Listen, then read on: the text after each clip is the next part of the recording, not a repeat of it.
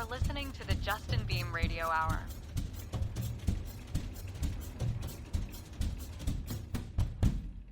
Welcome to the Radio Hour podcast. I'm your host, Justin Beahm. Today's guest is Timothy Andrew Edwards, who's a close friend of mine, a composer who's done all kinds of amazing stuff. His theme work is on over 3,000 episodes of Extra, for one. He's done a lot of television, a lot of film. He has a publishing company that works with a lot of composers to get music into television and film, which has made great strides over the last few years here. He's always been a real inspiration to me, and he's one of the people that I go hang out with every single time I can when I'm in Los Angeles. Over the years, from the very beginning, one of my earliest adventures, and we talk about it a little bit in the conversation we're going to have here, to LA was when I was hosting a screening of Halloween 2 at a theater down there with some cast and crew, and that's actually where Tim and I met for the very first time in person. But boy, we've had the adventures we've had, the places we've gone, the things we've done together. He has scored a number of different things for me, probably most notably You Can't Kill the Boogeyman back in 2012. That was the short that I had that ran before the first theatrical re-release of Halloween that ran nationally and internationally. And Tim not only scored it, but he also engineered and mixed all the sound on that documentary, and it just turned out amazing. Andrew Devoff was the voice in that, and it was unforgettable hearing Andy reading that script. I'm sure I've mentioned it on the show before. One of my favorite experiences in the business, for sure. Tim and I usually are goofy as hell when we're together. This conversation isn't quite as goofy, but man, there's a lot to be mined from this, especially for aspiring filmmakers, composers, musicians, even parents, I guess you could say. There's a lot here, and we really enjoyed having this discussion, and I hope you like it too. So in a moment, we'll be getting over to Tim. First, just a little bit of housekeeping on the Reverend Entertainment side of things. Some recent releases that have come out, been announced, one of which is one of my all-time favorite movies. It's Tarsum's film called The Fall, which is one of the most beautiful movies ever, just period. That movie is a singular entity, and Umbrella is putting that out this May, and I'm going to have some new bonus content on there. More of that will be revealed down the road. Arrow just announced Long Kiss Goodnight on 4K, and that has new special features from me on it. Pre-orders are open on both of these as of now, both with Umbrella and with Arrow. On the book side of things, I did the audiobook narration for an encyclopedia of mythical creature. I guess you can't say mythical. An encyclopedia of cryptozoology, which is called Cryptozoology, a Book of Monsters You Should Know. Aliens, Cryptids, Myths, and Monsters. And that is now available through Audible, so you can check that out. And probably the biggest thing to talk about is my book that just landed, Roadside Memories, Beloved and Bizarre Attractions from North America's Past. I mentioned it on a previous episode because the audiobook was going to be landing first.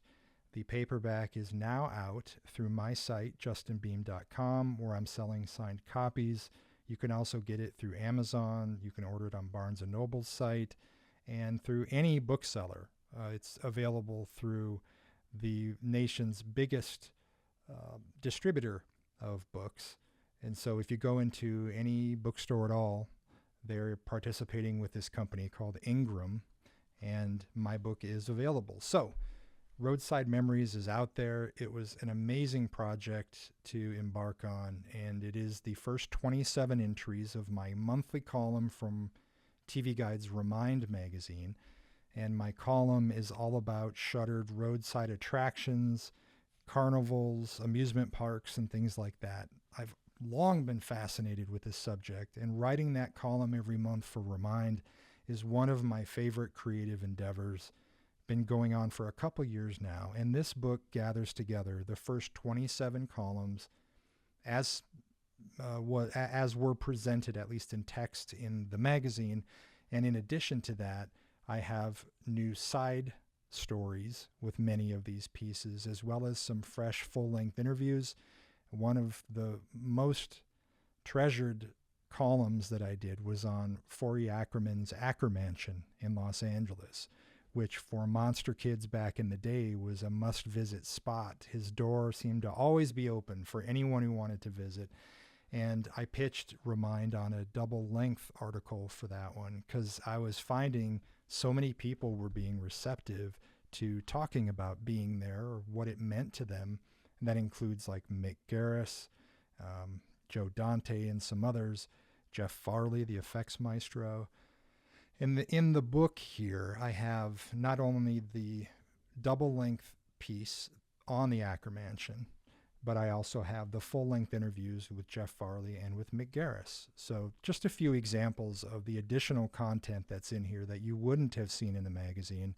And then there's a lot more illustrations too, because in Remind, I only usually get a one-page footprint. And so there can only be so much, right? Not just in text, but also visually.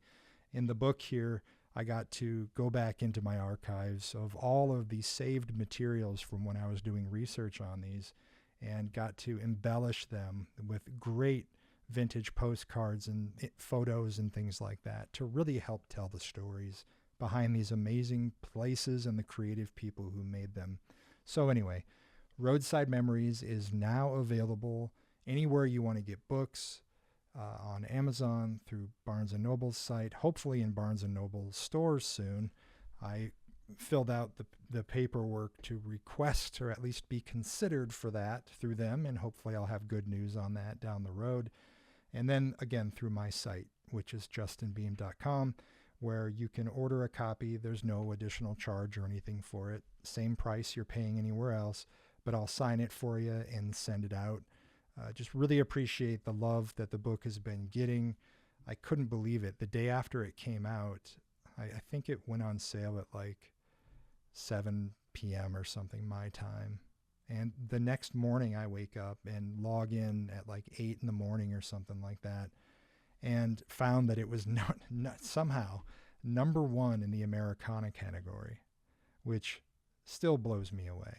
I mean, instantly I screenshot that and I keep that on my phone, and I have a backup copy of that screenshot too, because I'm just floored that that was even possible. Really honored by everyone who has not only ordered a copy or picked one up, but also the positive feedback that I've been getting on it. So thank you so much for checking out Roadside Memories. Outside of that, I mean, there are some upcoming releases that are on the way. I didn't give the dates on some of these things. As this episode is dropping on the 25th of February, Graveyard Shift comes out on 4K from Kino. That has my interviews that were part of Shout Factory's disc from a few years ago. The date on the fall, I mentioned May, but it's actually May 7th that's going to be streeting. And again, pre-orders are open on that right now.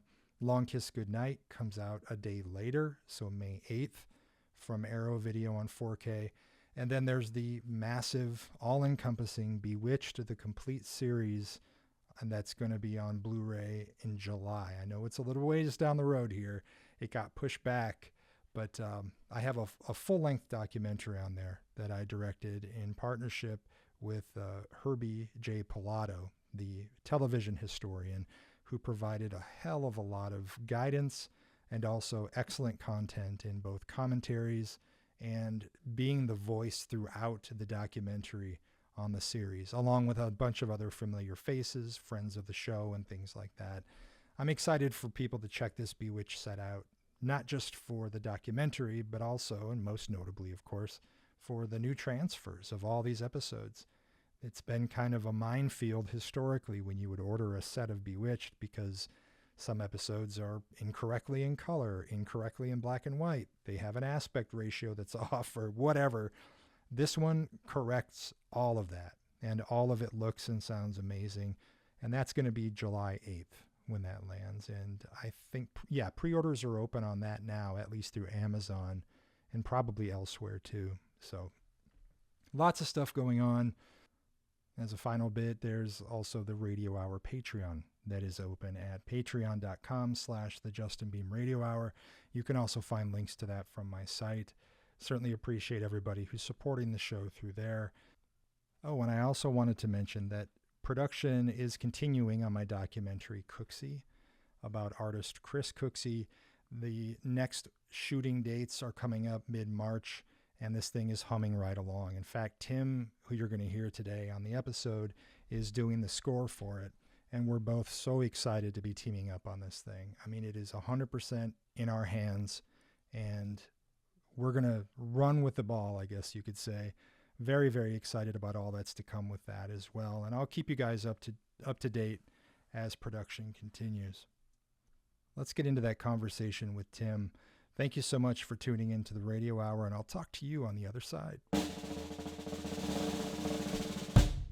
Tim, it is so amazing to have you on the show, man. We have been friends forever, and we've had so many great adventures, and some of my fondest memories in Los Angeles are with you. And just thank you for coming to have a chat. We're just two friends catching up and talking shop. Talking shop's one of my favorite things to do. Yeah. I was just thinking about how we met. Do you remember how we met? It was, You I could think go, it was the Halloween 2 screening that I was hosting in LA, right? Actually, it preceded that. It was kind of a weird situation. So I had just finished scoring this film called Necromentia, like a little indie horror thing, and it got reviewed in Fangoria, and I had heard about that, and so I went to a Borders Books back in, this is how long we've been friends, right? Borders Books used to still be open. Yeah.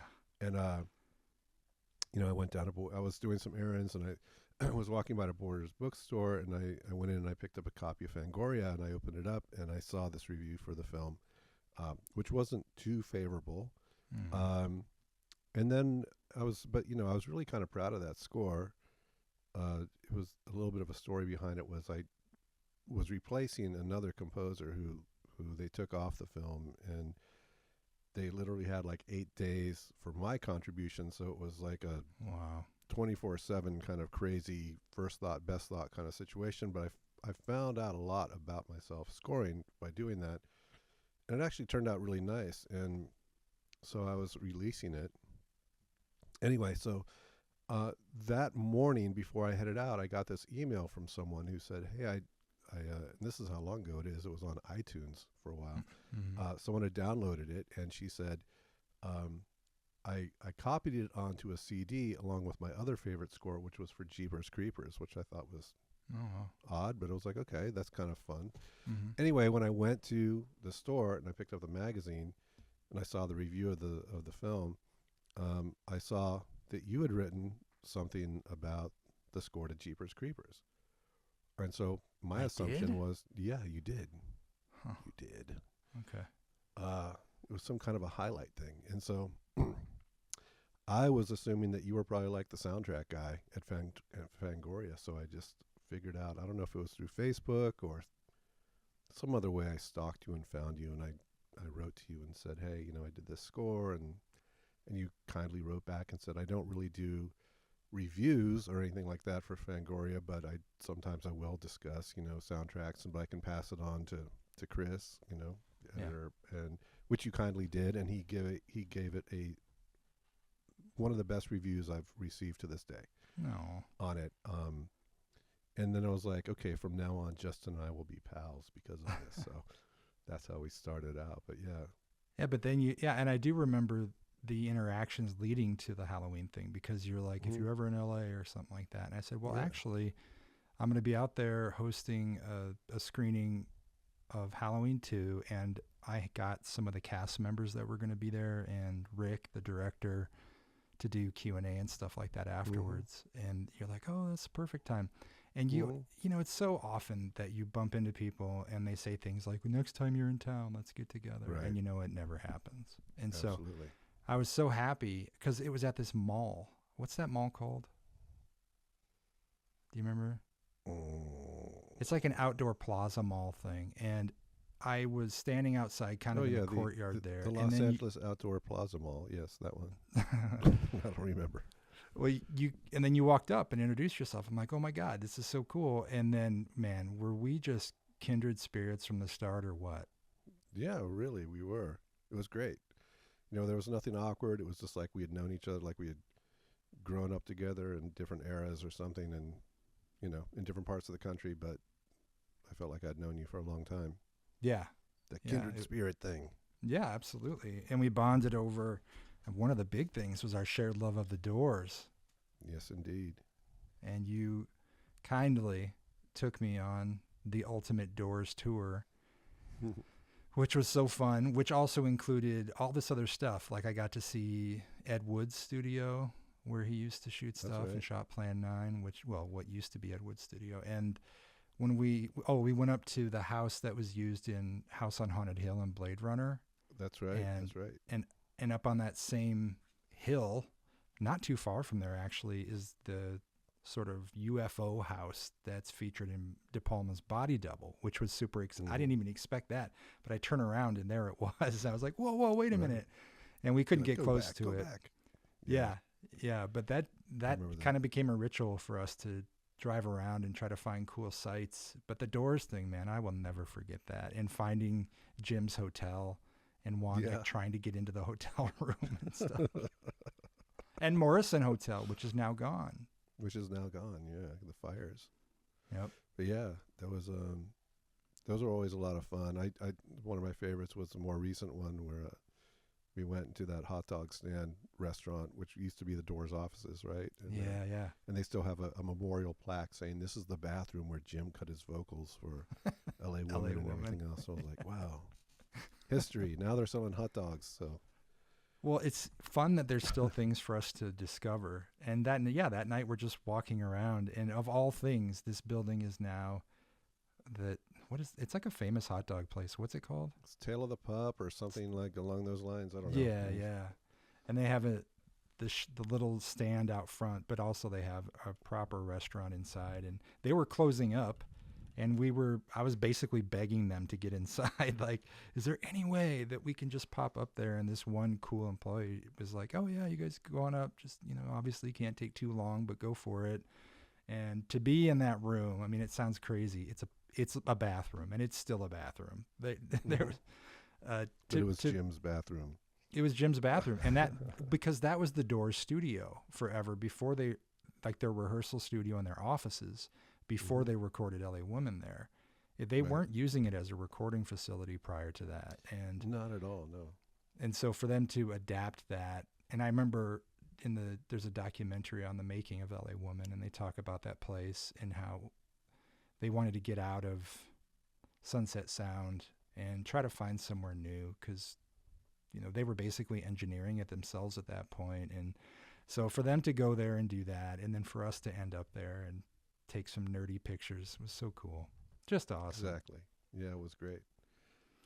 Yeah, it is Tail of the Pup. I just confirmed it. It is nice. At 8512 Santa Monica Boulevard in West Hollywood, California. There you go. Should you ever find your way here. Take the Doors tour. We found the Doors tour. The little shop on that is what Jim referred to as Love Street, above which he and Pam lived for some time. Laurel Canyon, yeah, that's right. Yep, on Laurel, yep. That's where we saw the orbs. Remember the orbs? The Jim we're like, it's Jim. It's Jim, man. We're taking photos and all these little things were appearing. We're like, it's Jim, man. It's gotta be. And then that's become this long-standing joke between us. Orb Jim, like in text, you send something. I'm like, you know what? Orb Jim does not approve of this. Orb Jim, yeah. Mm-hmm. Or something weird happens. Oh, that was Orb Jim. That's right. Blame it on Orb Jim. Yep. So you are, man. I mean, I have been so impressed with your work from the beginning. You and I have had some opportunities to team up on some stuff too over time, which is always a delight. In fact, we have a current project that is brewing and production's already underway on. And but I'm so fascinated by where you come from, because you came from Florida, right? That's where you grew up. Just like Jim, yes. That's right. I'll put those two together. And you've shown me pictures over time of you and your early bands and things like that. I'm going to ask you some relatively generic questions here just because I'd like to set the table for people before we get to all the incredible stuff that you've done since you got out west. And so in the beginning, tell me, what was the first instrument that you played, and tell me about some of your early bands. Okay. Well, first I want to ask, does my voice sound normal? Because I just looked at my streaming rate and it says I'm at 48K. So I'm just, usually it changes the pitch. No, you're fine. Okay, good. Yeah. Good. This is high fidelity then. This is great. You sound like you. I sound like me. As long as I sound like me, then we're good. Yeah. First, wow. The only thing I can say is, so I'm the youngest of 6 kids. My grandfather owned a theater in Canada and was very much into the arts. My father was very much into the arts. So funny enough, it kind of went opposite of what most fathers do. So with my oldest brother on down, my father was always pushing the arts on people. Hey, and I think the story, I don't know if it's true or not, I think it's true, is that my oldest brother didn't really want to learn an instrument, so he kind of picked the tuba to kind of spite my dad a little bit, and my dad still followed through and like rented him a tuba and got him in the school band or something along those lines. But it just kind of didn't work out until it kind of came to me. And my father used to have, like, as a hobbyist recorder, he had like a 2-track reel-to-reel machine, and he used to, prior to me being born, he would like record like local jingles and stuff for the Chamber of Commerce and stuff like that. So he had this old recording equipment, and he was quite older when I was born. So, I'm sure it was part of being, a dad, but also kind of like, wow, I've been through this 6 times. So here, I'm going to show you something that can kind of occupy your time, Yeah. So he showed me how to overdub myself, and we had this old organ in the house, and so I used to kind of make these weird little demos and overdub my voice and slow my voice down and speed it up and all this weird stuff since I was like 5-6 years old. So I guess the organ, then I kind of, because I had older brothers who were into all kind of bands and stuff, I got into guitar playing, and that's the thing I kind of stuck with originally, and got into bands, in high school and all that. And then I made my way up to Boston, where I went to Berklee College of Music and started expanding my knowledge of not only just music theory and things like that, but about other areas like film scoring and just scoring in general, as well as learning some other instruments and arranging and all that. But most of that kind of came naturally to me. Berklee was a really good experience, but it wasn't the thing that kind of made me into, like, pick the career path. I kind of knew I wanted to do this since I started recording on that little 2-track machine. Mm-hmm. So yeah, and that just led to kind of being in bands, and I had to deal with an indie label back east where we released stuff, and we went out and played and quite a bit. And our lead singer, who was also our keyboard player at the time, got a gig at the time with Aerosmith as their side, like their tour keyboard player. Oh, wow. So that kind of broke that band up, but that was okay because I was excited for him. I was happy for him. The other guys didn't take it so well, but I was kind of thinking, I think I've never said this to anyone before, I was kind of thinking of leaving that band right then anyway, so it was kind of a convenient way to jump out and go, oh, the door's open. Man. Oh, look at this. Yes. So anyway, long story short, I moved back to Florida because I was up in Boston for a few years, and it was really cold. And one day I kind of looked around and said, what am I doing here? It was a great town to come up with in a band because, there were so many college students from around the world. So we had a good following and kind of thing. But at the end of the day, it wasn't really, like an industry town. So I moved back to Florida just to kind of reconfigure my thought process on what I wanted to do next, and met a guy there who was also from Boston. Funny enough, I met him through my old drummer. We started to write together, and he had a deal out here, so I just came out with him, and we wrote a bunch of songs and made an album that didn't get released, unfortunately.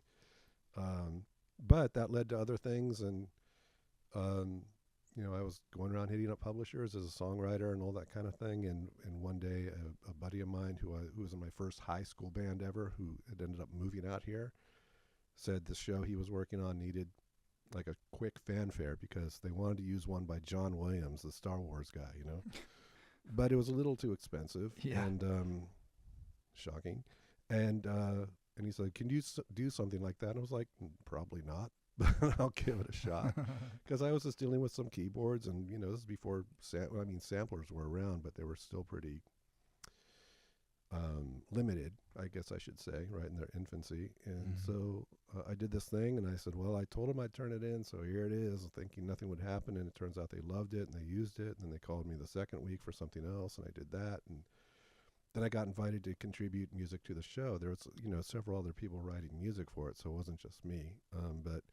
But that was my entry into, I guess, what we'd call like a professional, anything resembling like a professional career or anything in a certain area. And I really liked it because, well, for one thing, Justin, I would write music and people would say, this is great. So, if someone's telling you something's great and it's working out, and then it's airing on NBC and you're going, okay, I kind of like this. At that time too, I also had my first son.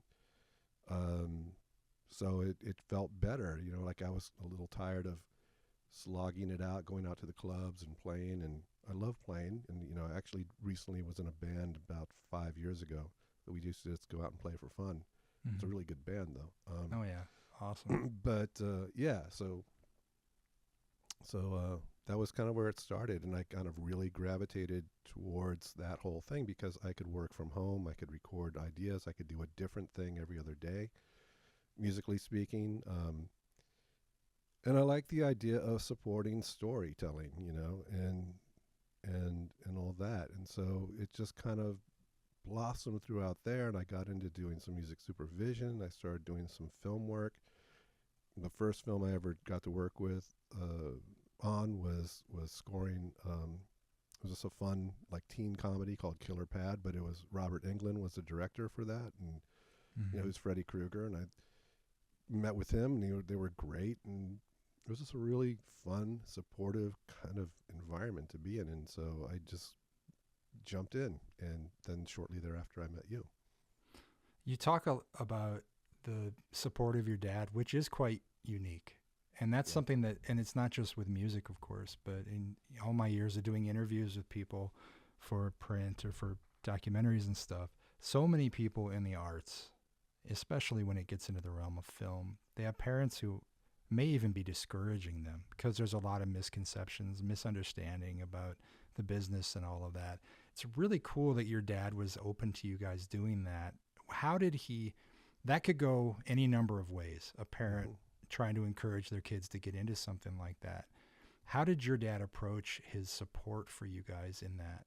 And when you were starting to play and gig and stuff like that, what face did his support have? Well, like I said, initially he was just always had music on in the house kind of thing. He owned a small hotel. It was like an 8-unit hotel, just north of Fort Lauderdale, Florida. So the nice thing was it was seasonal. So usually starting October through about March or April is when he did most of his business.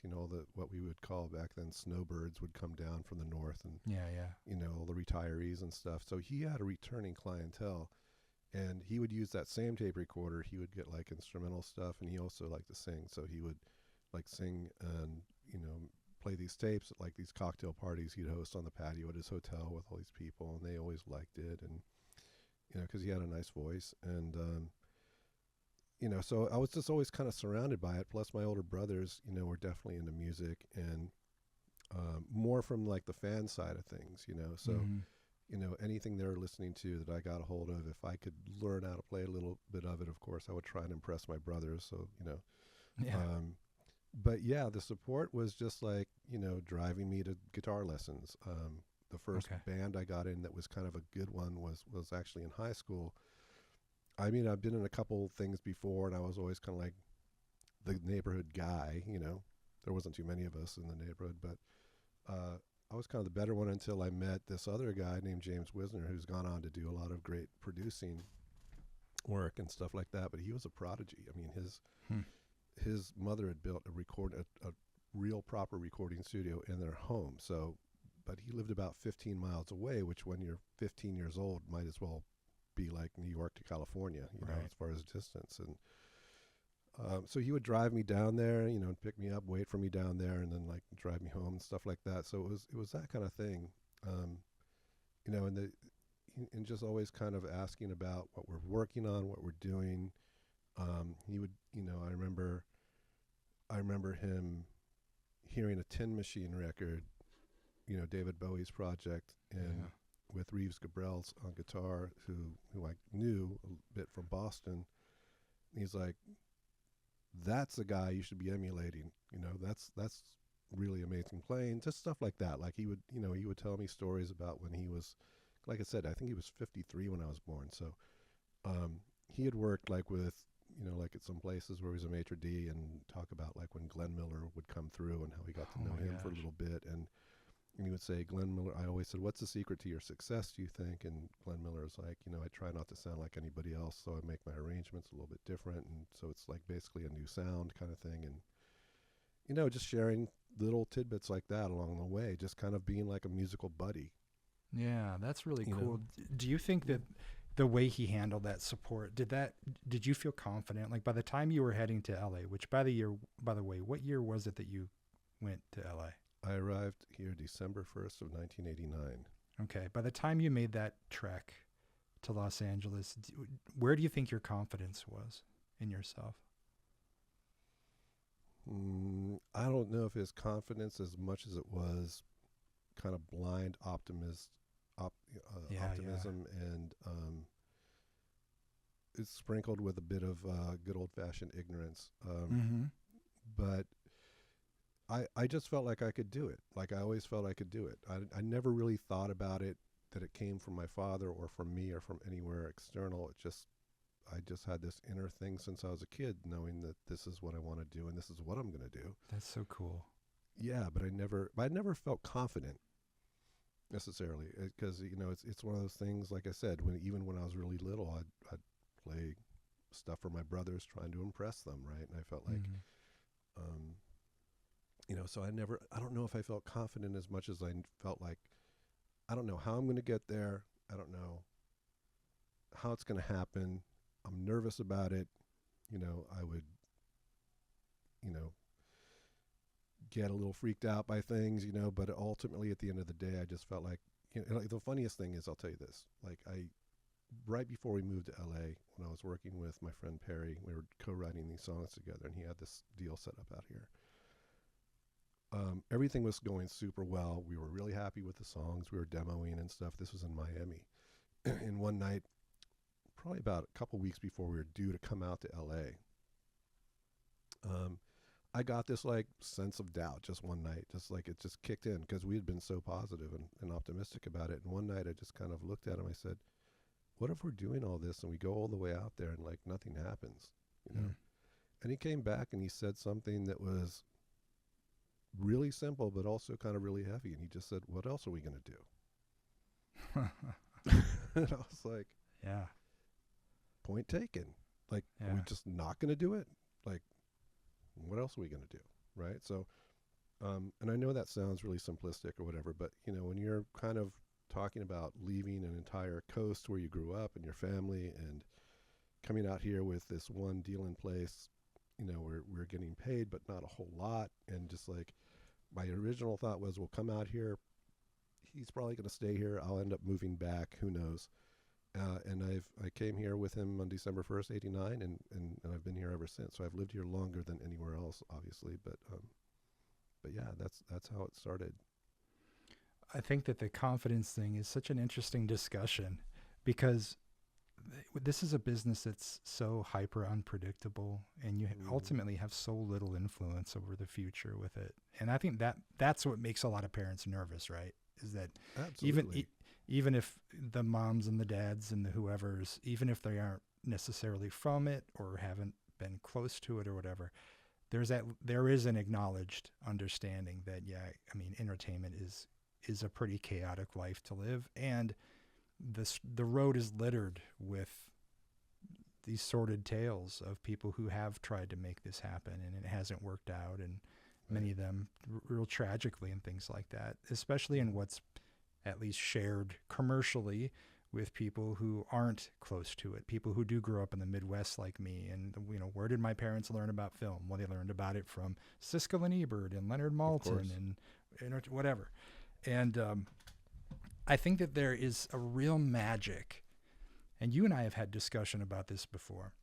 I think that there's an incredible magic to not knowing, not even having eyes on boundaries creatively.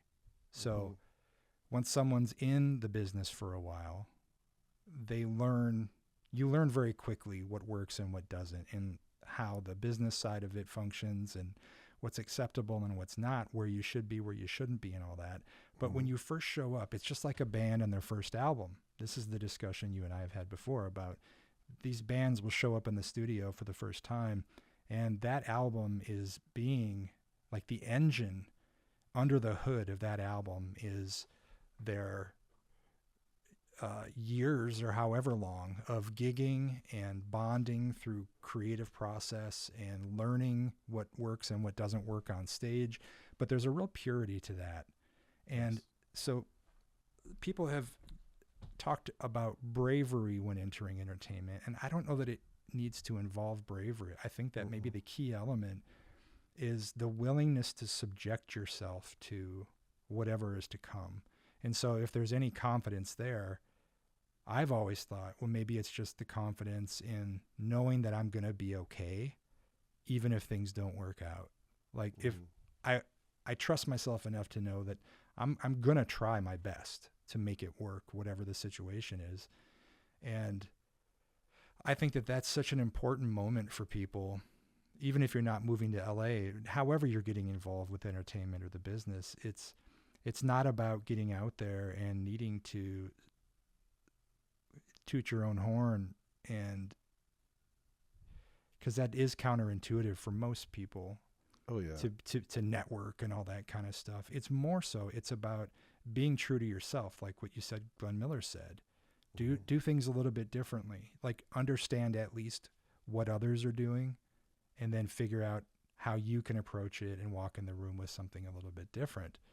And that feeling of, I don't want to, maybe saying an outsider might be over dramatic, but I'll never forget the first time I went to LA and flew out to Malik Akkad's office to go meet with him. That was my first time in LA. And I got felt like magic, right? Oh, I got hoodwinked by the whole idea. Taxi driver. I hop in a car. I didn't know what to do. I get in a taxi. This guy starts talking to me. Engaging me in all this conversation about writing. And at this point, I was just writing. And I had spent my life monkeying around with different film stuff when I was a kid with my friends and whatever. But I was writing about film, but I hadn't been a filmmaker. I had been on sets. I had worked on productions around Iowa, but been at Zombie Extra and whatever else. But anyway, this guy knew what to talk about and how to just engage me in conversation to the point where I wasn't even paying attention to where we were going. And he ended up driving me around for over an hour before delivering me there. And I get there and Malik's like, what happened? Where have you been? You texted me when you landed. You should have been here like 30 minutes ago. It's not that far from the airport. And I was like, I don't know. This guy was talking, and I guess I kind of he's like, well, yeah, welcome to LA. There's an early lesson for you. But when I walked into that office, I mean, first you smell the air when you walk out of the airport, but walking into his office and being shown where to get coffee and whatever else. And I mean, it was so overwhelming and absolutely incredible. And I have never in my life felt more out of place. I have never felt the real gut punch of what people call imposter syndrome until I was there and I was in it and I was doing it. And I don't know that that's ever gone away. I think that's something that is still a part of me. And so I think in some ways it makes me more cautious, With the imposter syndrome part, or? Yeah. I still have it. And it's funny when I look back, like if I go to my IMDb page and just kind of, if I'm adding a new show or something, and look back, I'm like, dear Lord, when did all this happen? Like it feels like it was yesterday that I started doing it. And and even though I've had all different levels of kind of success, however you want to define that, right? But I've experienced really great opportunities. I've had downtimes, the whole thing, but in the end of it all, like even the ones where I know I was there and I put the work into it and I know how much I worked and I know how much I positioned myself to get into the right scenario so this could happen, all that stuff. And most people might think, I did this, I put myself in this position, I studied hard, I worked hard, I practiced my craft, I listened to the best music that's going to inspire me, whatever it's going to be, right? Like, and I never felt that. I always felt like, wow, I tricked them again or something, Yeah. Isn't that weird? Well, no, and I think that the people who are good at what they do, who are really good at what they do, generally, and again, I have the benefit of this education through all these interviews over the years with so many people. I think that the real key is to be an eternal student and to never settle. Because when you're stationary, it's literally the definition of being stationary. When you're not moving, you're going nowhere. And I always encourage people to create their own benchmarks when it comes to the feeling of success, if they can, as best they can. Because I've been on panels at film festivals or conventions or whatever, and there are people in the crowd who are indie filmmakers asking about how to do this or that, and then inevitably there's some in there who are just very frustrated by the whole thing because they feel like they haven't succeeded and they're not getting the breaks that they should, and they do put in all the work that you mentioned a minute ago and all that. And I'm like, well, so you're here because you have a film at this festival, right? Well, yeah. You're at a film festival with your film. Right. And I'm not trying to oversimplify the experience, and everybody has their own feelings of merit and things like that. But like 99% of the world will never make a movie. And here you are with it here, and you're getting a chance to interact with other filmmakers and stuff. Like the gifts that you may consider success offering you are already here. They're present. It's about where you're positioning yourself. Like, who are you submitting to film festivals and then actually attending them instead, and then not just trying to gather laurels or whatever, but really, right.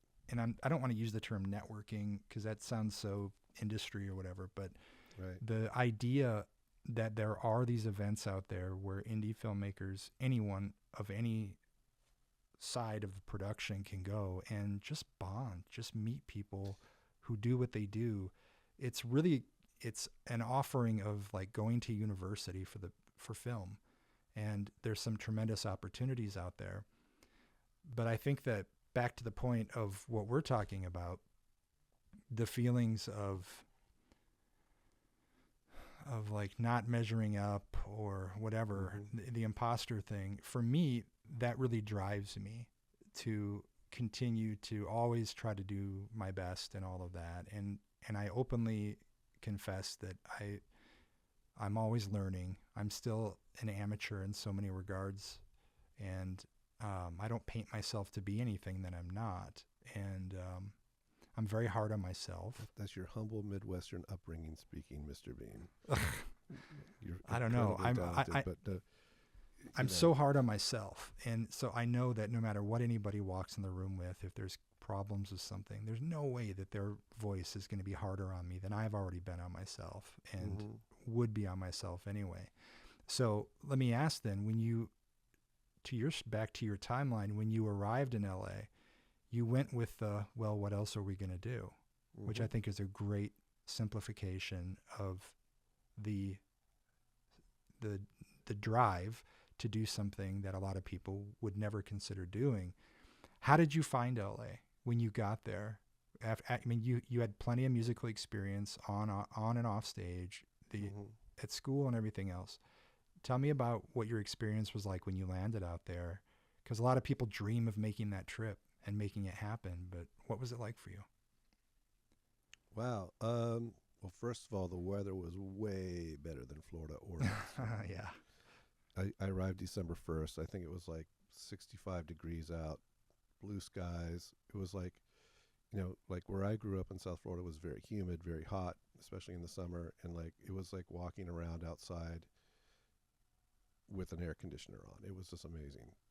And that's the ridiculous answer, I know. But as far as like the actual feeling, well, the one I can tell you the first things I thought. We actually drove out here, and we had the option to fly out, but we decided we wanted to drive out because neither of us had been across the country. So we took a road trip about 5 days, which was really memorable. Oh, and I actually recorded, have a cassette or two laying around somewhere documenting that drive out. And like an audio cassette? Yeah, audio cassette, yeah. Huh. And we we left Florida, like Miami, went up, we stayed in Louisiana and New Orleans for like 3 days, met some of the Nevilles while we were there. It was amazing. We were about to drive up to Memphis because we're like, we got to visit Graceland. It's good luck if we're going to do that. And we realized it was the Wednesday night before Thanksgiving. I'm like, Graceland's not going to be open tomorrow. So we detoured that, went down into Texas and stayed with an acquaintance, and then just drove out and had just fun adventures. Got pulled over by a Texas cop, with sunglasses. It was like from the movies. Thought we were going to end up like in a prison camp or something because we had long hair and just looked, like, with Miami plates. Want to search the car. These guys are surely not selling anything once they get to California. Not at all, right? Just like, what nefarious things are these two long hairs up to? Perry talked his way out of it. We were on our way anyway, hit through New Mexico, Arizona, saw the Grand Canyon, all that stuff, and then I remember driving into LA and seeing, you're now entering Los Angeles County, and we cheered, but we didn't realize how big Los Angeles County was. And we're driving, I'm like, okay, 20 minutes into this, where's LA? Coming in on the 10. And then finally we saw downtown. And I remember, of course, it's going to sound dramatic now, but I remember turning to Perry and going, let's never let this town drag us down. You see those buildings? Let's never let this town drag us down. He's like, agreed, man. Unfortunately, it did drag us down a few times, but, we got back up. And then realizing, like, how kind of small, not small townish, but like, that LA kind of reminded me of Fort Lauderdale in a way. I expected it to be kind of more like New York.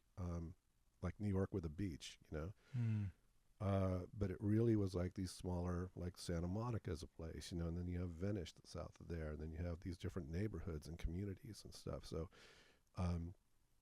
it was a bit of a different thing. But I will say, once we started recording, and we're booked in these studios where like a lot of our heroes had recorded, and it was surreal. It was just absolutely surreal to think, we weren't getting paid a lot of money, but I'm like, we're getting paid something for our music. This is crazy. And it kind of felt like everything was possible. I still feel like that sometimes, especially when I leave LA and I'm gone for a period of time. I'm kind of look back west and I'm just like, there's so much potential and so much opportunity that's out there, And I still feel that way on occasion, not just about the town itself, but just about the whole process of, it could be anywhere, whether you're in Iowa or Miami or Canada, wherever you are. If you're into filmmaking, you can make it happen. It's just, I think the nice thing here is that there's a lot of resources, and I think your learning curve definitely kicks up significantly by being, by breathing the same air as others around you who are doing it or have been doing it.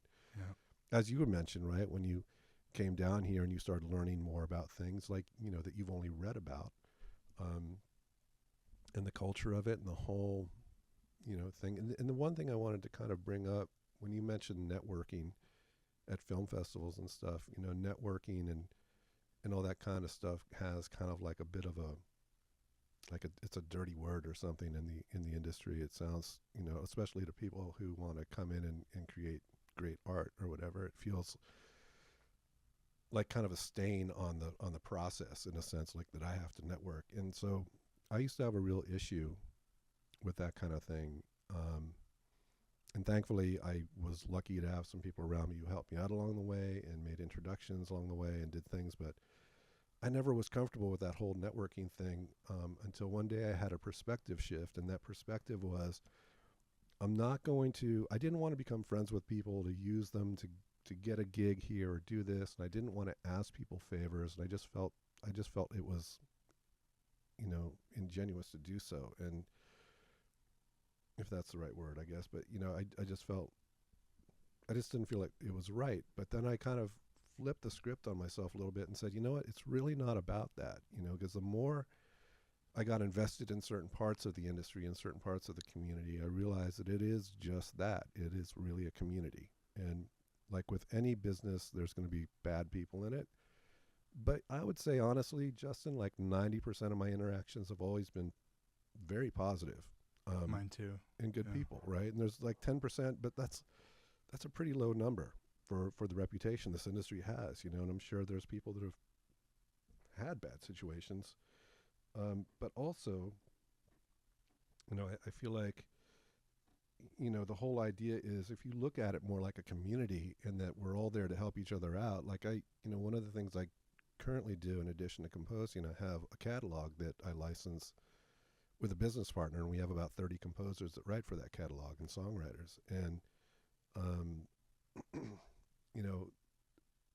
with that, we have to kind of be out and about and letting people know that we're here. And one of the things that I found cool is that there's other, people out there acting as publishers who have catalogs, and some are, big name places, and some are smaller boutique things like ours.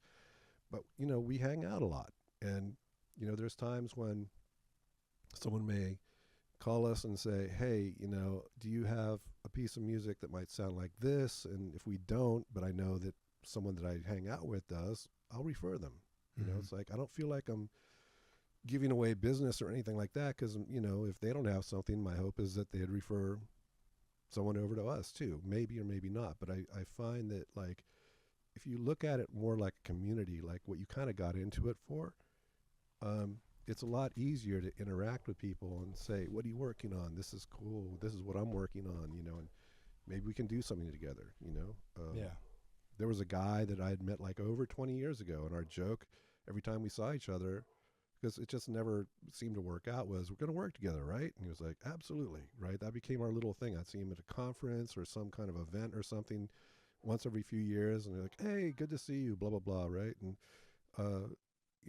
and the last time I saw him was right before the pandemic.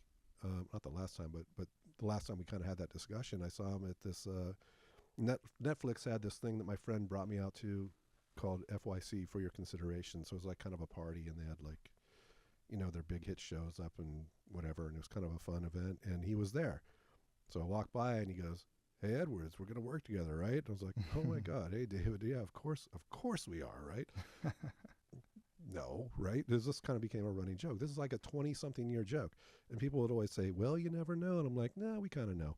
And it wasn't out of we didn't want to work together. It's just there was never a situation to make it happen. So, but anyway, long story short, which obviously it isn't, but right after the pandemic, he gave me a call and he said, hey, I just got this gig over at this place. It's this Warner Brothers property that he's working at, and do you want to maybe work with me on this? I was like, oh my God, 20-something years in the making, and here we are. We've since done like 11 shows with him.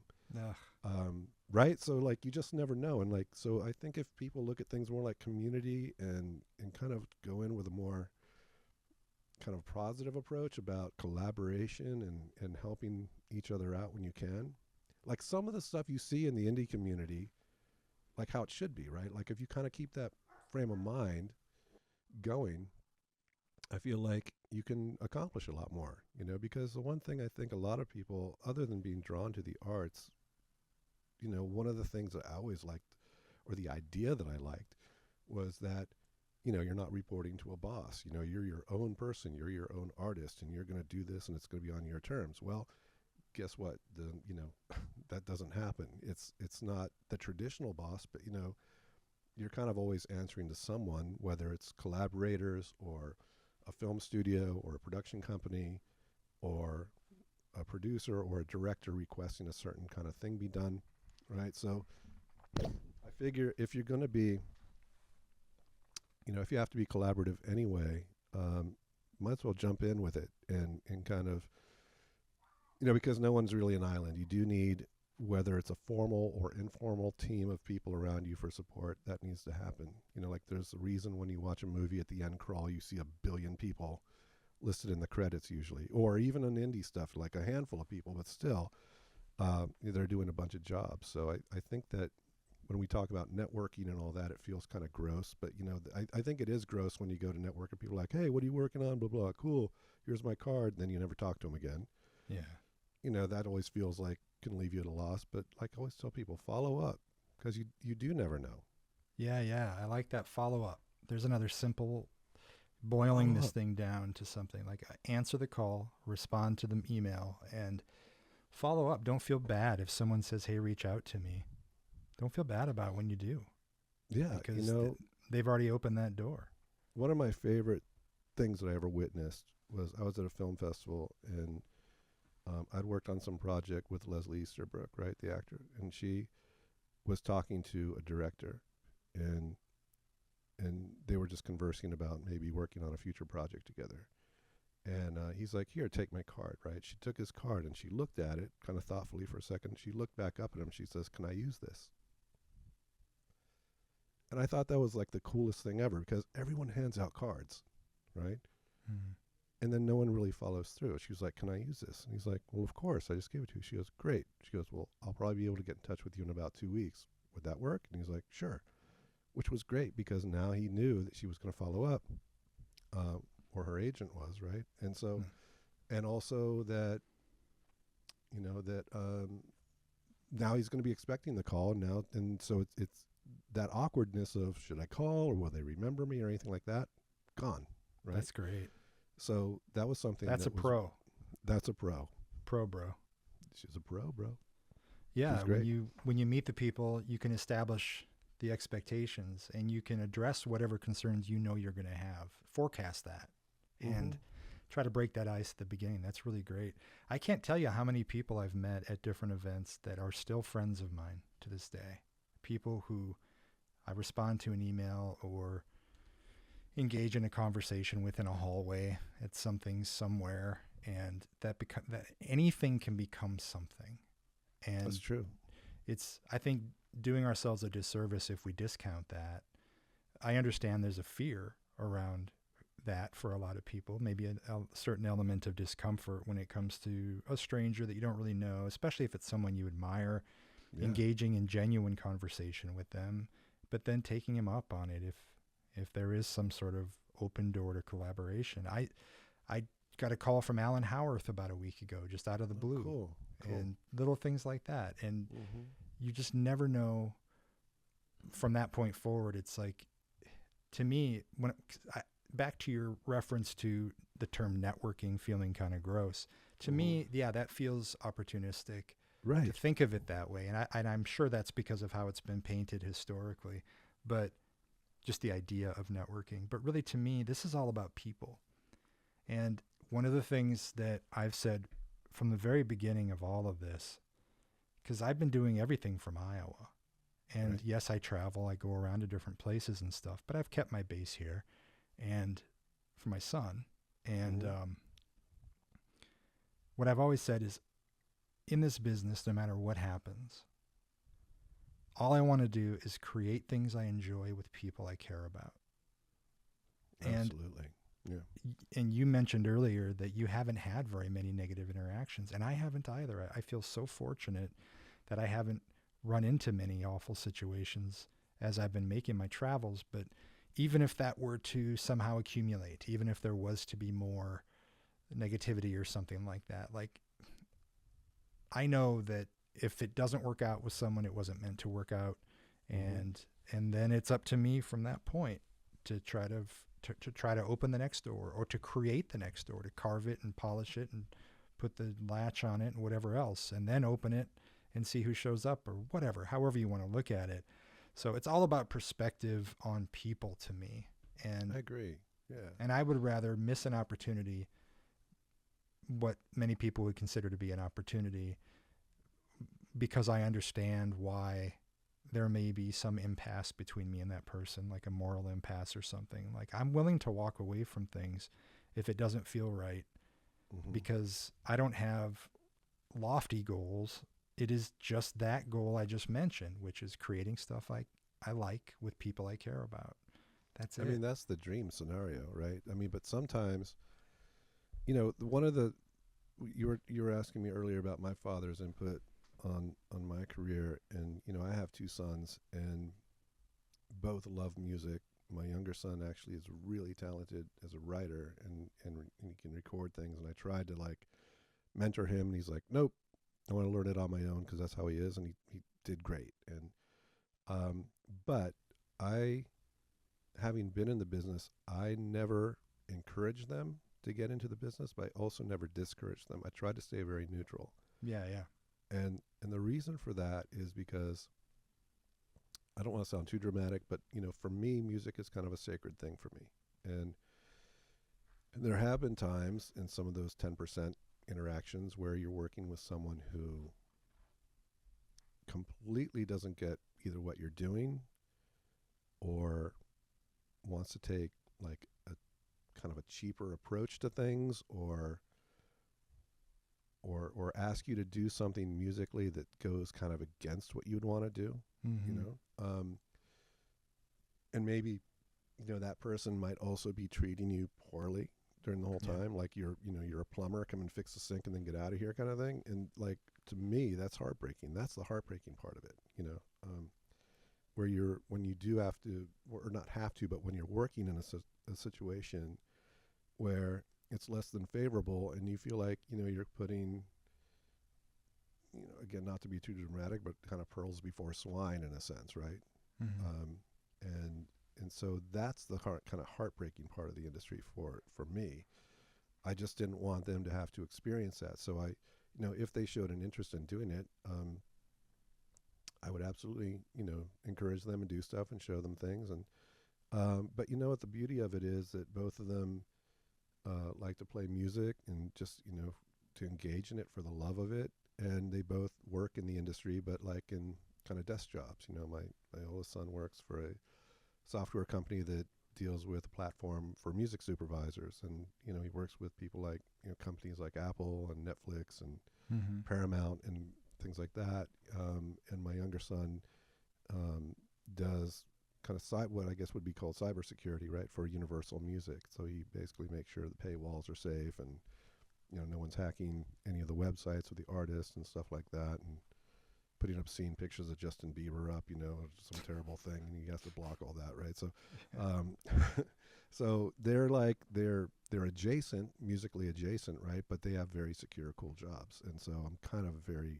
pleased that they kind of followed the family path, but you know, got into a situation where they are not necessarily,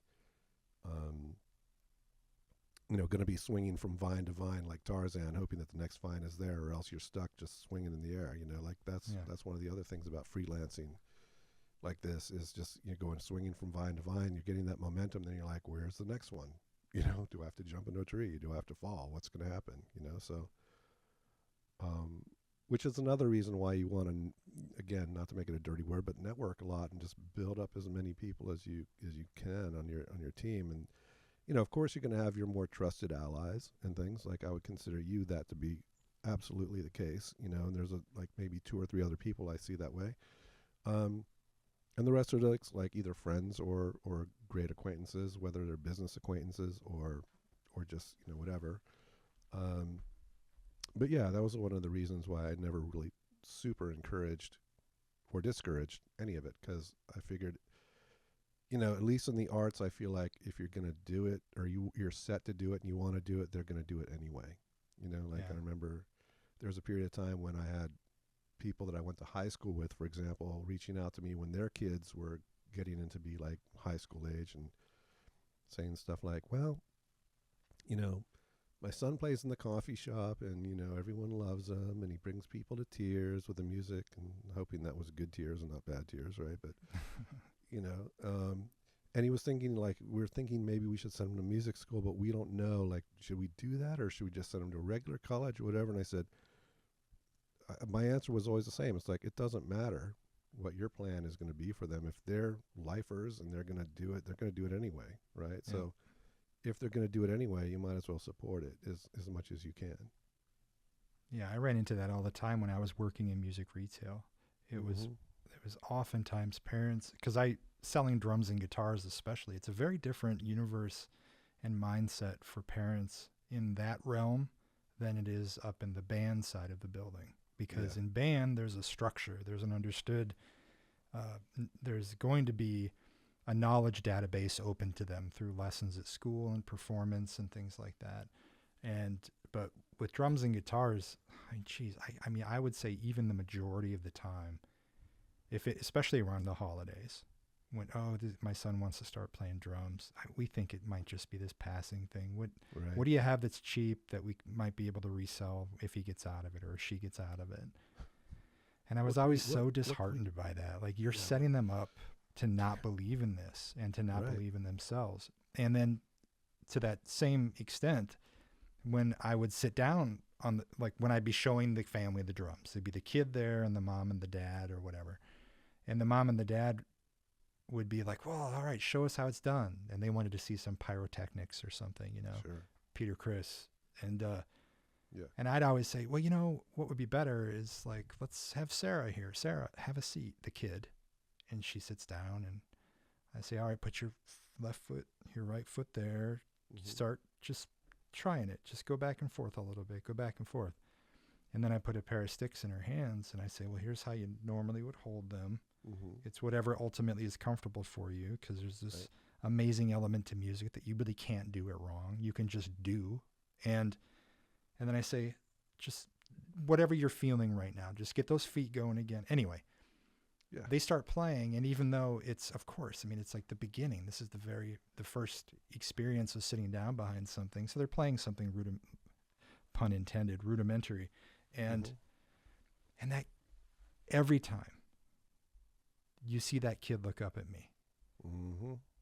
and they had that look on their face that is one of the best things in the whole world. It's Like they just it's saw also when Santa you're Yeah, The it's what? like they just saw Santa Claus come down the chimney and like, oh my God. yeah. And how many times have you and I experienced that as parents too? I mean, that's one of the great Yeah. joys, is those many moments as a kid is growing, and that never goes away. It doesn't matter how old or young they are. That's going to hopefully always be there. But and then the parents have now they're on the side, and it's the kid who is now plugging into something. And I wanted the kid to feel like they could do it from the beginning. And again, with music, you can't do it wrong. And so it's just a matter of making it happen, and to just sit down and you do it, and then you're already set. So you're already playing. And then from that Mhm. point forward, it's lighthearted, joking around. Well, she's already playing. She's a veteran. She'll be on stage Right. in no time and whatever. And those families would almost always end up in lesson programs at the store or whatever. There's a Mhm. different level of investment when your support base isn't going to discount what may come. Right. And I think that in music, that's very common, more common than anything else that we're talking about, just because of how many kids play music. It's a Right. very common thing. But it's also the same in the world of film, that it is important to meet people and to develop relationships with as many people as you can, and It's keep, kind of like you know, finding your tribe, right? I mean, it is, but also don't be afraid to walk away from the voices that you can tell are poisonous, yes. because there are those people out there. It is a community, but there are people within the community, any community, that are maybe very competitive or whatever, and they may Oh, be out yeah. to get you. I hear from people about other folks in my realm who Mhm. would love it if I stopped doing what I do. I mean, but you just can't be We must afraid. stop the beam. But We must the stop point the is, like, when you're around, you know what it feels like to feel supported. We all know Yes. what it feels like to be in a positive, creative environment. And it doesn't even matter if the person in the room with you that's cheering you on even knows the vocabulary. That's not the point. The point is to have people who believe in your belief, Mhm. and to welcome them into the room, and to not just make this an isolated thing unless that's where your comfort zone is, but to allow others who are close to you to show their support. Because a lot of times I think we also isolate naturally as artists, many of us, Yeah. and assuming that people aren't going to want to hear what we're doing or hear about what we're doing or whatever. But I think it's vital that we do. And it's not about developing a cheering section. It's about having people around you that you trust and that are going to help you believe in yourself, because there are going to be a lot of points along the road where you're not believing in yourself, and you're going to need that phone to ring or for that person to answer when you make that call. Yes. And so anyway, that's it. Develop relationships is the bottom line of that one. Yeah, and I think, like, to your point of like the kid going into the store for the first time and they hit the drum, and the fact that it's louder than they thought, and it's kind of startling, but also, wow, how cool is this? Like, it was like the first time I ever plugged into a real Marshall amplifier and hit like an E chord, and I was like, oh my God, I can control the world with this. Right. Right? That feeling was like, oh my God. You know, the fact is that kid may not end up with a career in music or anything to do with the arts, right? And it might just be a thing where, you know, they put together a little band in school and they're playing together on the weekends and they're building that camaraderie and they're learning how to interact with others, and they're getting, you know, support from their friends who come out to see them play, you know, and whatever, and it's a good time. And maybe that person later on goes, you know what, you know, I wanted to pursue a career in music, but you know what, I think that musicians sometimes have a hard time. I'm going to go to law school and become an entertainment attorney so I can help defend the rights of some of these people, you know, and champion the songwriters and the musicians of the world. You know, you never know where people end up or go. So, but that experience, it's like sports in a sense, right? Some kids lean towards little league. Some people lean, you know, towards soccer. I lean towards music, and you know, the fact that my parents would drive me to band rehearsals and pick me up and go late nights and do all that stuff, and we'd go play places, and you know, and then we played a local talent show that we won in the high school gym to thunderous applause. It was the best feeling in the world. It was one of my top 5 still. Yeah. You know? I remember the sound check. We all laid on our backs in the gymnasium just listening to ourselves play because we could hear the, you know, the big reverberous room. Just, that's a feeling I'll never forget. And that was when I was 15 or 16 years old. Do you think you're still able to find those moments and just to sort of lay on the stage, quote unquote, in the moments at this point in your career? In a different way. Like, I think it's like anything, you know, first time you experience something that's magical, you know, but it's just in different forms now. It's like, you know, when you do something and you know, there's something to be said about pitching for a theme song for a TV show or something and winning it and then finding out from the music supervisor and the other people at the, you know, the production company that, you know, there was a little over 300 different people submitting for this, and you guys won it. That feels really good. And so that brings a lot of satisfaction, obviously, because, you know, we got a gig, but that's not so much on the creative level. That's more of like, okay, it's like proof of concept. Like, what we're doing is actually worthwhile to someone, you know, because there's, like you said, that imposter syndrome kind of never really goes away, at least with me. I try not to, but I also feel like you said, I also still feel like very much a student. You know, I was watching like Twin Peaks again recently. I started watching it again actually right before David Lynch passed, and then he passed, and I was like, oh, okay, so I'm really going to pay attention, right? And I'm listening to the score, and I'm going, this is so great. And I came across this clip of Angelo Badalamenti, who was the composer for the, you know, for the show, talking about how he came up with Laura Palmer's theme. You can easily find it on YouTube. You know, and he talks about how he was sitting there with this is the exact kind of collaboration you would dream of, right? So he's sitting at a keyboard, David Lynch is sitting next to him, and David Lynch is describing the scene to him, you know, and he's basically saying, imagine you're like in this kind of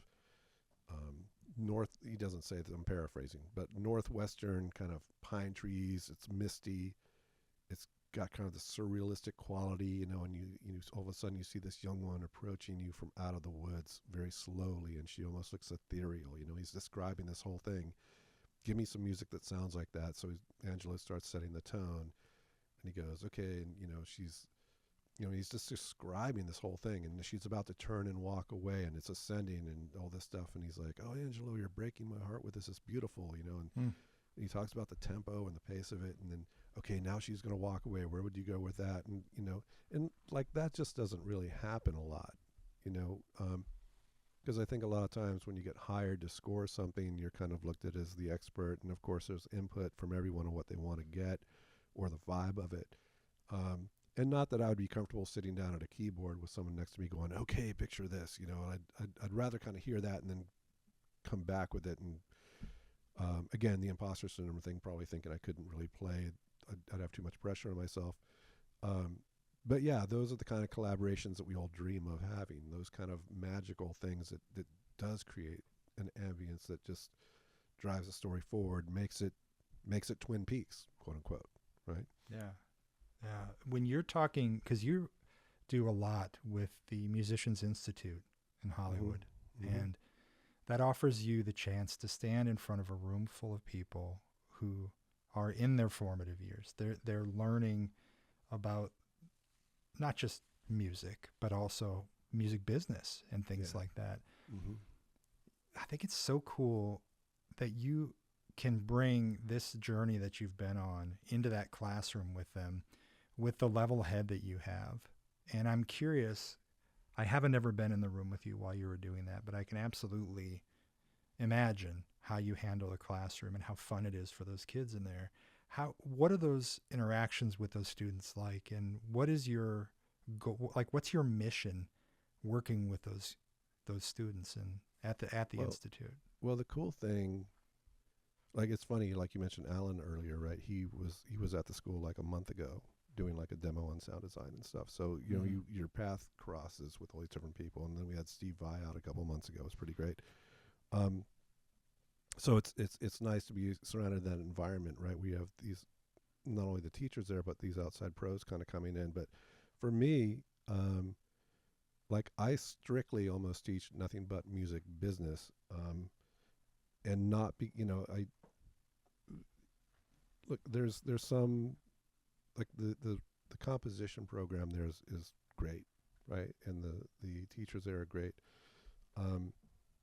There are some that I have a lot more credits than and a lot more experience than, but I would prefer to teach the business side of it, because you know what, as I always tell people, because a lot of artists have this thing like, oh, I don't really want to do the whole money thing. I don't want to know about contracts. I don't want to know the stuff. I'll have other people take care of that. It's like, no, you need to be able to take care of that, and know how to build a team around you, at least, have a good attorney, whatever, around you, because the idea is, and in hindsight I can say this, is you want to continue to do what you love to do. One of the only ways to do that is if you can, in my opinion, full time, if you can monetize it, where you can actually make some form of a living from it. Some years it's going to be great, some years it's going to be bleak, but then it can get great again.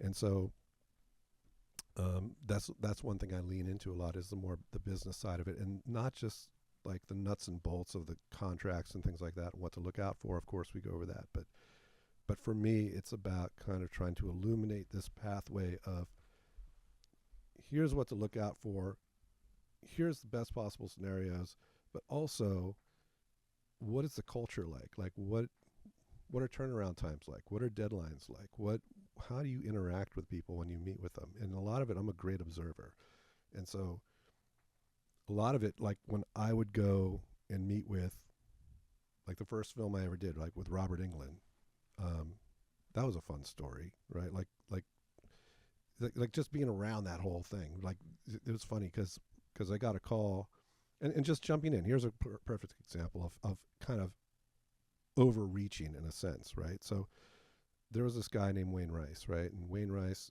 had his big first hit was Dude, Where's My Car, as a producer. And I met him at the school where my son was going to. He had a daughter going there, and they were friends, right? And so we would meet each other on these, like when we were ever chaperones on field trips and stuff like that, and we were talking. So he called me up one day and said, hey, I'm looking to do this movie coming up, and I want to have a version of Our House, the song by Madness from the 80s. I want to have like a hip hop version. And I think I'm going to reach out to Master P, this rapper, right, at the time, to cover it. Can you help me with the licensing of it? So I said, absolutely, right? So we're going through some stuff and talking about it. And I said, you know, by the way, who's looking to score this? You know, he knew that I already wrote music for TV, but he was basically asking me for my help clearing the legal side of it for the song, for the other thing. And he mentioned a guy, right, that he had worked with before who was kind of an up-and-coming guy, like his name was getting around town and stuff. And I was like, oh, well, that's cool. And I said, and I got really nervous, man. I was right in the pit of my stomach. I'm like, should I just do it? And we're on the phone. I remember I was in Torrance, this town south of here. I was running errands. I just remember exactly where I was. And I said, you know what? You should just let me score it. And the phone was completely silent. And I thought, oh my God, I overstepped. You know, there was all those thoughts in your head go, poof, right? Yeah. And he went, and we had a fun relationship, like, you know, and so he kind of was joking with me. He goes, you? Like that. And that made it worse. And I was like, oh God. But instead of going, nah, you're right, that's silly, you know, instead of kind of doing like I might normally do, I was like, well, yeah. He's like, huh. Tell you what, he says, we're having a meeting tomorrow morning with Master P and Robert out in Woodland Hills, which is about maybe like a 45-minute drive if you're lucky that early in the morning, but it was like a 7 a.m. meeting or some ungodly thing. He goes, come out to the meeting if you want to meet Robert, and we'll see where it goes from there. And I was like, okay.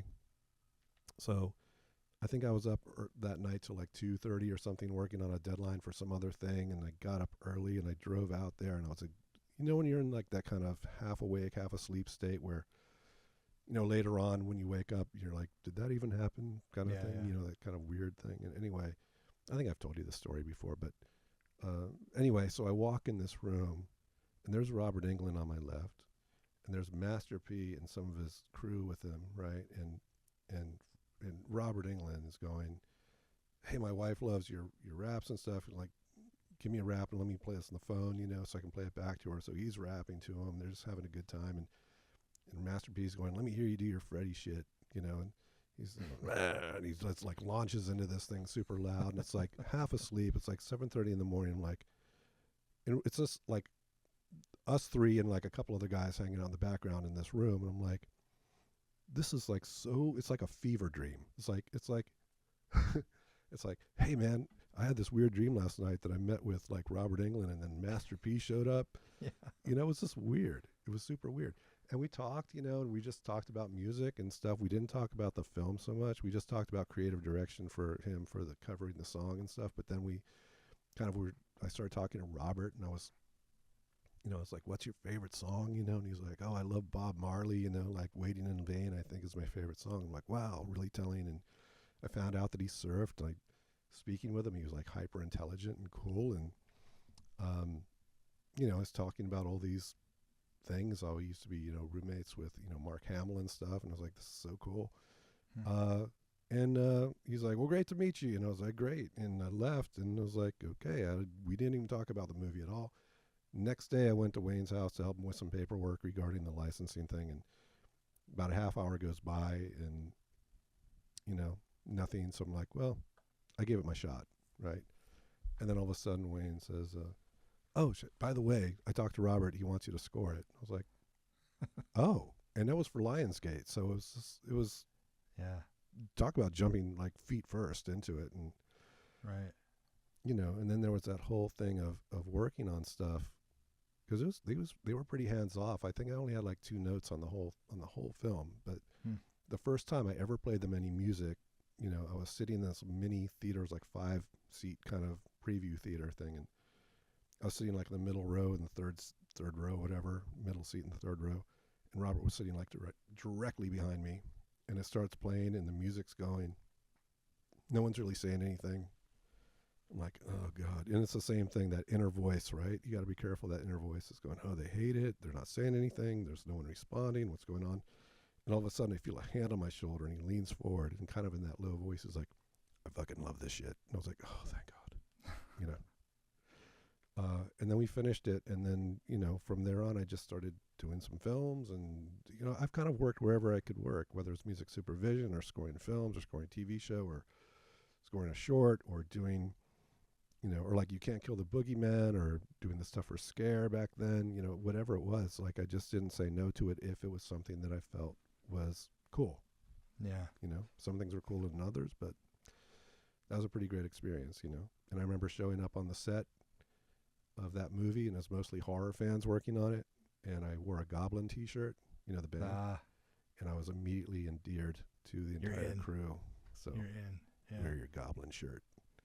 I had a similar feeling, like you're talking about sitting watching that when we went to the Chinese theater to see Oh my God, that Halloween was amazing.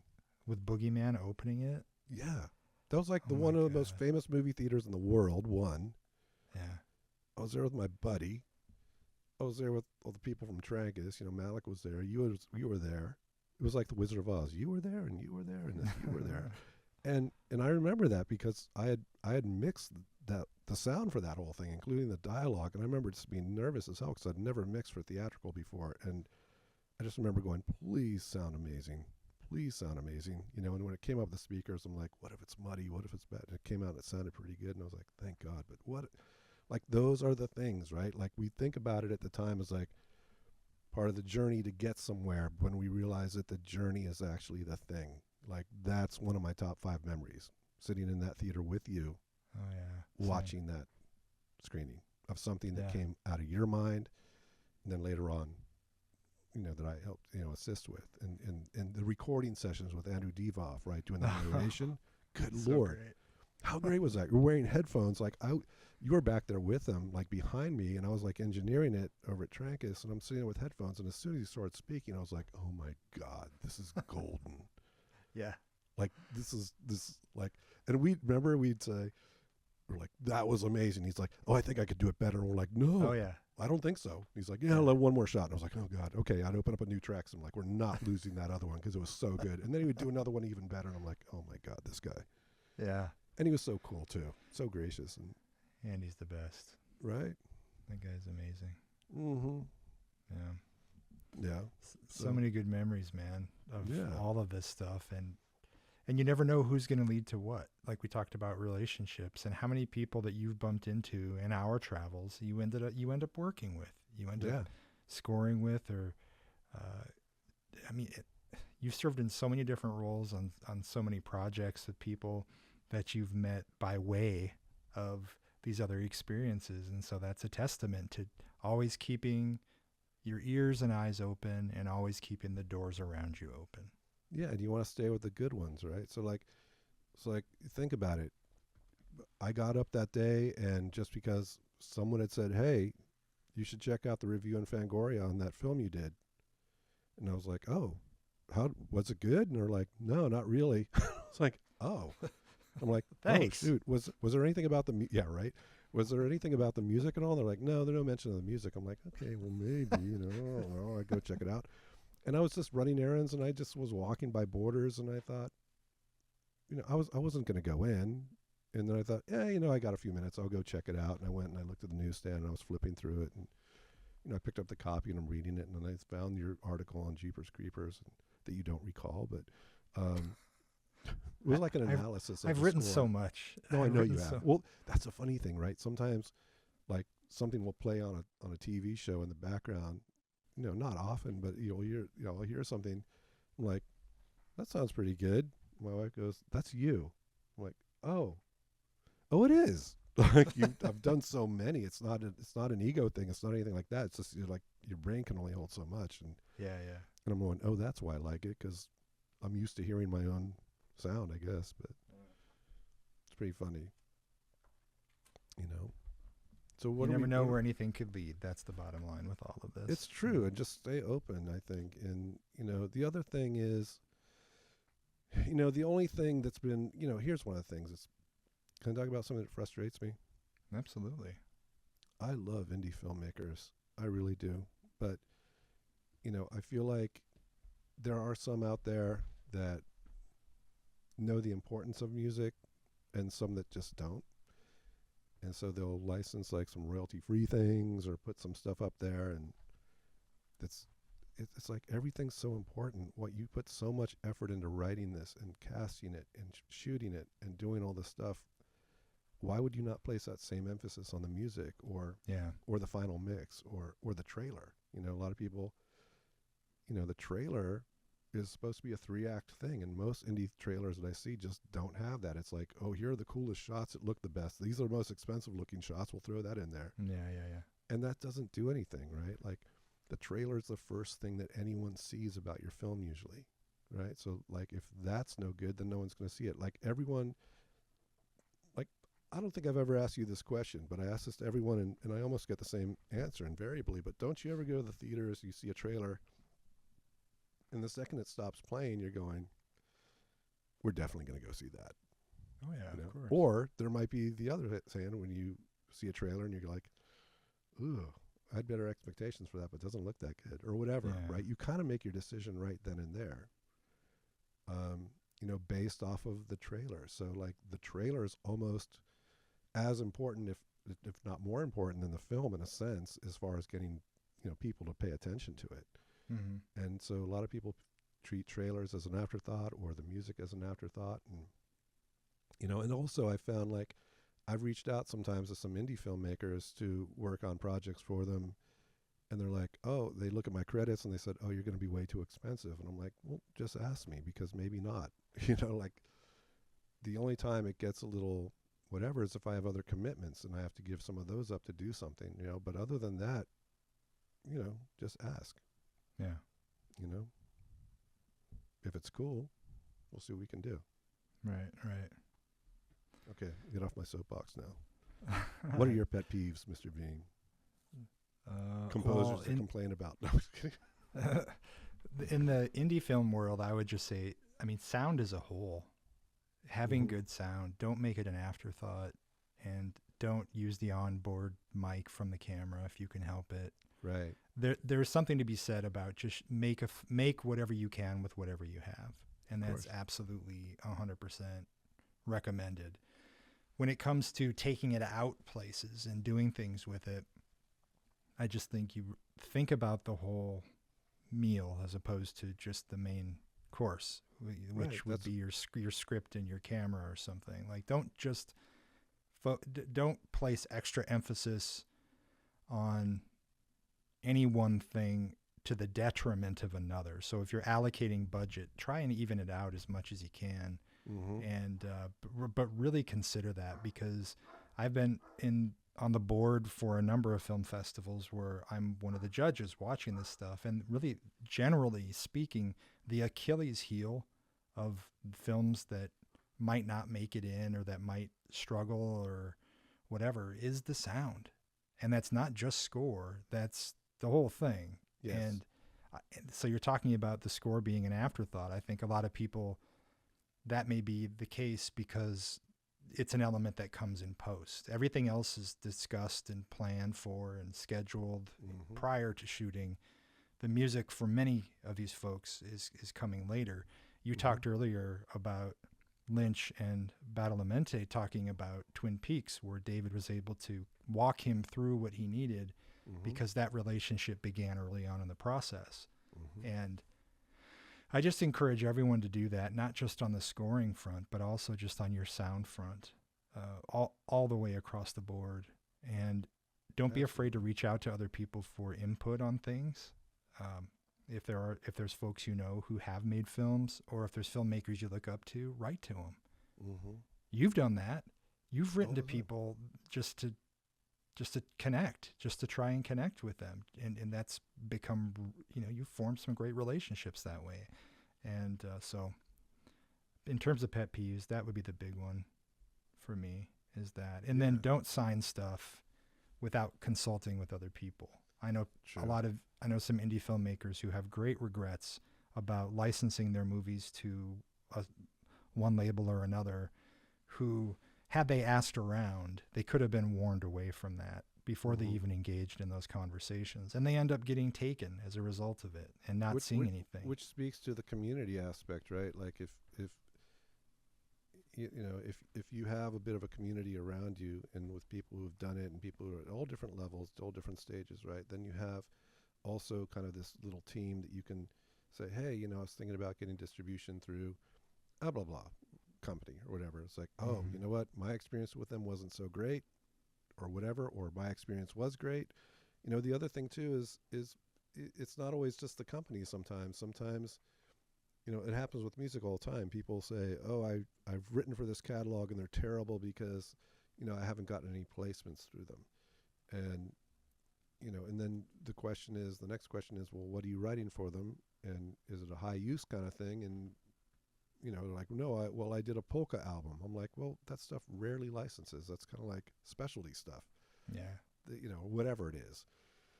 But yeah, just, you know, all of it, I guess at the end of the day, all of it is important. Right. And it shouldn't just be the kind of thing where, well, it's good enough. Like it should be something that when you sit down that you feel proud of, and you don't have to feel like you should justify anything necessarily. And unfortunately, if you have some of the imposter syndrome, sometimes we naturally do that. But you know what I mean. And overall, you know, I think that's an important factor. Yeah. You know? Yeah, for sure. You know, no. Well, Tim, there's so much stuff that we could discuss. We could be on here forever. We've only scratched the surface on anything Literally. at all. So I would love to have you back on at some point soon to continue the discussion and get in. I mean, I didn't want to give a rundown conversation about your career, like walking step by step. In the intro to this portion of the show, I talked a little bit about some of the things that you've done. I mean, it's really outstanding and incredible.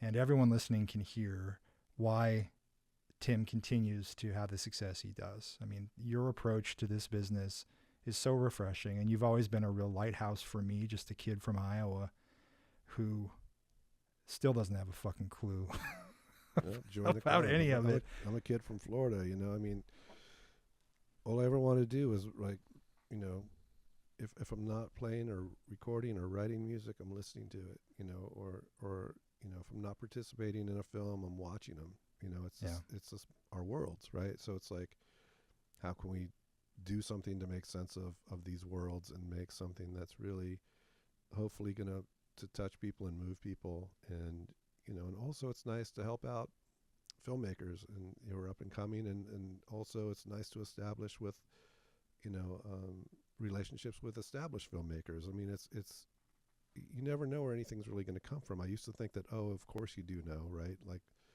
but you really don't. And, you know, I think if you're open and you just want to make the best thing possible, be around the people that do it, you know, as much as you can, get involved. I think it's great, like all the film festival stuff that you're doing up there. Like, even if you're not in LA, right, you don't really have to be here, you know, to do anything. Everything, you know, can be done. Like, honestly, whenever I deliver stuff to TV shows, I don't drive it over there. It's all done through WeTransfer or some kind of thing like that. And the only time I ever go to studios or production companies is if I'm going to go to lunch with somebody or have a meeting with someone. So you can do things remotely. I do think that, you know, there is something to be said about being, you know, I used to always joke around, if you want to grow potatoes, move to Idaho, right? So it's the same thing with filmmaking. But filmmaking is worldwide. It's not just based in LA. But I do find that, you know, on the other hand, though, you know, people say, well, you know, it was easy for you to get into that film because you knew a guy. It's like, yeah, but you have to understand, I came out to Los Angeles with a guitar and a bag of clothes and a small portable amp in someone else's car. No place to stay. I stayed on a friend's couch. And then, you know, I finally rented an apartment and started working here and, you know, built a life and got married and had kids and, you know, and now I own a house and work in the industry. And, you know, but so I took the risk and I came out to do it. And I'm not saying that should or shouldn't be rewarded, but, you know, a lot of times people say, well, you knew a guy, so that was easy for you to get in. Yeah, but I positioned myself to do that. So, so there, I guess. No, this has been tremendously insightful. I hope for a lot of people who are listening. And Tim is very accessible. You can find him on social media. And, I mean, your publishing company that's been such an interesting thing to keep up with as that's continued to evolve over time and all the ways through that you're helping other composers. Yeah. It's just, it's, Yeah, I'm a huge advocate for creatives, and yeah. and so that's just one way. It's nice. I have a composer in South Africa. I have one in Sweden. Most are LA based, but I also have one in Singapore. And it's nice to be able to let them know when a certain placement happens or whatever that wouldn't have ever happened for them from where they're at. Yeah, sometimes, and so that's satisfying. The community aspect of it is cool. We go to a conference and they fly out and they're here. Like my friend Gavin from South Africa, he's flown here twice for conferences, and it's just great to connect with people and just be around this whole environment. So I encourage everybody, whether you're up and coming filmmaker, to really explore it and get it released and educate yourself and be around people who do it and learn and develop it. Not because there's a lot of people with ego in the industry, but I feel like there's really no place for that if you can kind of just be open and let the music or the story or whatever kind of speak for itself, and the camera angles and all the important things, the color correction, all the stuff, all the sound. I think that it's just such a wonderful privilege to be able to do it. And I know that sounds like BS, and I used to think that when I would hear people say that, but from doing it for a long period of time, I do find that it is a privilege. It's a hard-earned privilege sometimes, but it is still a privilege. And collaborating with filmmakers who, whether they're established or not, is, there's different sets of challenges, but at the end of the day, if we come up with something cool, then we can talk about it in 5-10 years from now and say, remember that time we saw the film in Grumman's Theater, and all that stuff is pretty cool. Absolutely, man. Well, thank you, Tim, so much. I look forward to the next time we can get on here together. And of course, next time I'm out, we need to go to Barney's and get a beer. Let's do it. You see what I mean about there being a lot there to digest? So much great information and inspiration to be mined from talking with Tim. It's always that way with him. When we get a chance to hang out, I'm laughing most of the time. I always feel incredible when I drive away. He is one of the most treasured people in my universe, and you got to hear a little glimpse of that on this conversation for the show here today. So thanks again to Tim for being on. Thank you to everyone for listening. My website is justinbeahm.com. Patreon.com/The Justin Beahm Radio Hour is how you can support the show. And please do check out Roadside Memories, my book that's now available everywhere, including at my site. Until the next time, please be good to yourselves and to each other. Bye-bye.